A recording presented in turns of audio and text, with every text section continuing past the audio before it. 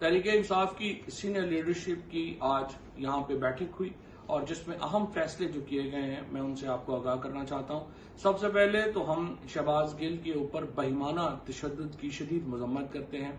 जो इतलात आ रही हैं वो बहुत ही डिस्टर्बिंग है और वो इतलात ये हैं कि उनके ऊपर ना सिर्फ ये कि जिस्मानी और उनके ऊपर जो एक साइकोलॉजिकल टॉर्चर किया गया, जहनी जिस्मानी और जहनी टॉर्चर किया गया, उसके साथ साथ उनके ऊपर जिनसी तशद्दुद भी किया गया। उनको बरहना करके तशद्दुद का निशाना बनाया गया। टॉर्चर किसी भी जमात का शख्स हो, किसी भी शोबे से ताल्लुक रखता हो, ये अनएक्सेप्टेबल है। ये मुमकिन ही नहीं है कि कोई शख्स इस टॉर्चर की हमायत कर सके और इसीलिए तमाम पार्टी से इसकी क्रॉस पार्टी जो है वो इसकी मजम्मत आ रही है। और अब ये जो शहादतें हैं जिसमें सर्टिफिकेट्स शामिल हैं डॉक्टर्स के, जिसमें तस्वीरें शामिल हैं, वो भी तमाम जो हैं वो आ गई हैं और वो भी उनको भी जो है वो मुतल्लिका अथॉरिटीज के हवाले किया जा रहा है।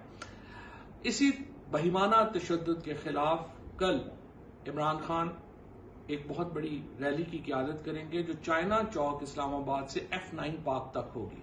इसके साथ साथ तहरीक इंसाफ के जो तमाम डिवीजनल हेडक्वार्टर्स की तंजीमें हैं मुल्क भर में, उनको बता दिया गया है कि कल मगरिब के वक्त ये रैलीज निकलेंगी और उन रैलीज को लीड करेगी जो PTI के रीजनल लीडरशिप है वो, और उससे खिताब होगा इमरान खान का। और ये जो